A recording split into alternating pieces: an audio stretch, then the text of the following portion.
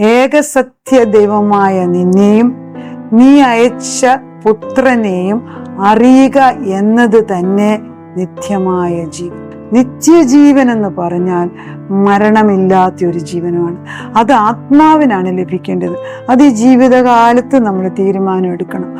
അറിയാൻ വയ്യാത്തവരും നിത്യജീവൻ അയച്ചുകൊണ്ടേയിരിക്കണം. അത് ചെയ്തുകൊണ്ടിരിക്കുക. ഏക സത്യദൈവം, ഒരു ദൈവമേ ഉള്ളൂ. അത് വ്യക്തമായിട്ട് പുത്രൻ പറഞ്ഞു തരികയാണ്. യോഹന്നാന്റെ 17 പറയുമ്പോഴത്തേക്ക് ക്രൂശുമരണത്തിന് തൊട്ട് മുമ്പ് യേശുക്രിസ്തുവിന്റെ മഹാപുരോഹിതന്റെ പ്രാർത്ഥനയാണ്. അത് സത്യമാണ്. അത് മനസ്സിലാക്കിയിട്ട് ഏകസത്യദൈവമായ നിന്നെയും നീ അയച്ച പുത്രനാകുന്ന യേശുവിനെയും അറിയുന്നതാണ് നിത്യജീവൻ. അത് നമ്മുടെ തലമുറകൾക്ക് നമ്മൾ പാസ് ചെയ്യാൻ കർത്താവേ, അത് ചെന്ന് അവരുടെ മേൽ പുതപ്പ് പോലെ വീഴണം.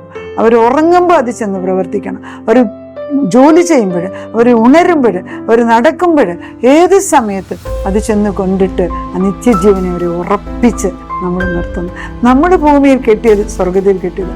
അവരെ എല്ലാം പിടിച്ച് ക്രിസ്തുവിന്റെ അരയ്ക്ക് അങ്ങോട്ട് കെട്ടിവെച്ചു കൊടുക്കണം. യേശു പഠിപ്പിച്ചെടുത്തോളം നമ്മൾ ഏൽപ്പിച്ചു കൊടുക്കുക. ഒരമ്മയെന്ന പദവിയിൽ നമ്മുടെ മക്കളെ ദൈവത്തിന് ഏൽപ്പിച്ചു കൊടുക്കുക.